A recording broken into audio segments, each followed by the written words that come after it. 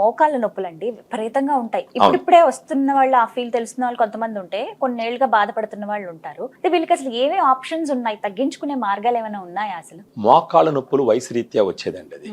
ఒకసారి మోకాళ్ళ నొప్పులు వచ్చిన తర్వాత అశ్రద్ధ చేసేసి మనకు రోజు చేస్తున్న పనిలో పడిపోయి దాని గురించి పట్టించుకోకుండా ఒక 4-5 సంవత్సరాలు నెట్టేసి ఉన్న గుజ్జంతా కరిగిపోయి ఆ తర్వాత నొప్పులు భరించలేక డాక్టర్ గారి దగ్గరికి వెళ్తే డాక్టర్లు ఎక్స్రేలు తీసి దీంట్లో గుజ్జు పూర్తిగా అరిగిపోయింది, నీకున్న ఒకే ఒక ఆప్షన్ మోకాళ్ళ మార్పిడి ఆపరేషన్. అప్పుడు దానికి రెడీ అయిపోయి లక్షల్లో ఖర్చు పెట్టి మోకాళ్ళ మార్పిడి చేయించుకొని బతకడం ఒక ఆప్షన్.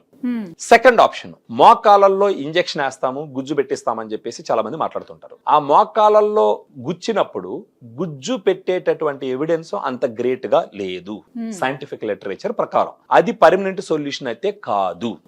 మూడో ఆప్షన్ చెప్తా, గ్రాండ్ వాక్ లాంటి ఒక సప్లిమెంట్ ని తీసుకొని, అంటే గుజ్జు అప్పుడప్పుడే కరగడం మొదలు పెట్టింది కాబట్టి తొడ ఎముక కాలు ఎముక ఒకదానికొకటి రాసుకొని నొప్పి రావడం జరుగుతుంది. ఈ సప్లిమెంట్ కూడా ఇది మోకాల్లో ఉండే గుజ్జుకి స్పెసిఫిక్ గా ఉపయోగపడేటటువంటి ఇంగ్రీడియంట్స్. దీంట్లో 8 ఉంటాయి. 7.5 గ్రామ్స్ పౌడర్ ఒక సాచెట్ లో. దీన్ని కనీసం 3 నుంచి 6 నెలల పాటు తీసుకుంటే అప్పుడు ఆ గుజ్జు పూర్తిగా కరిగిపోకుండా ఆపుతుంది. అంటే మీకు ఉన్న ఒరిజినల్ గుజ్జే.